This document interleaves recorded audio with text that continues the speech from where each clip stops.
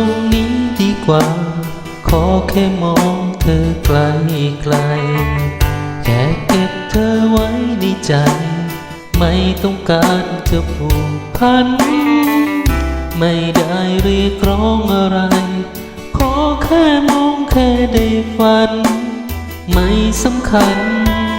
ว่าเธอนั้นมีใครแอบส่งยิ้มให้เธอแม้ว่าเธอไม่เห็นมันยังเก็บไปฝันกลางวันแม้ว่ามันไรจุดหมายเก็บความหวั่นไหวที่มีกับรักครั้งนี้เป็นไปไม่ได้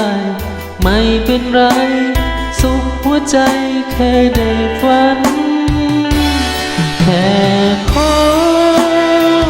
เป็นคนห่วงใยได้รักใกล้ๆคิดถึงใกล้ๆเท่านั้นไม่คิดจะไปยืนแทนเขาคนนั้นได้แค่ฝันฉันขอแค่นั้นก็พอใจแอบส่งยิ้มทุกวันแม้ว่ามันเหมือนคนบ้ายังคิดถึงทุกเวลาแม้ว่าฟ้าไม่เข้าใจเก็บความหวั่นไหวที่มีกับรักครั้งนี้เป็นไปไม่ได้ไม่เป็นไรสุขหัวใจแค่ได้ฝันแค่ขอ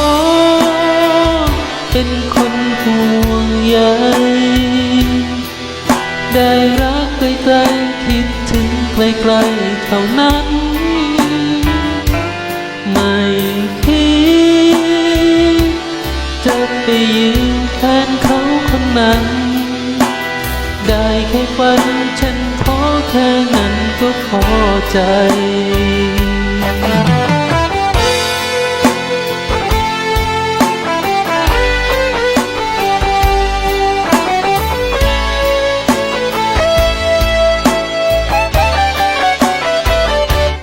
แค่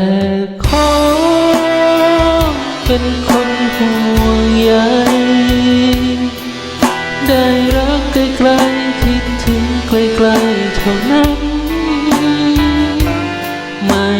คิดจะไปยืนแทนเขาคนนั้นได้แค่ฝันฉันขอแค่นั้นก็พอใจสุขแค่ฝันฉันขอแค่นั้นก็พอใจ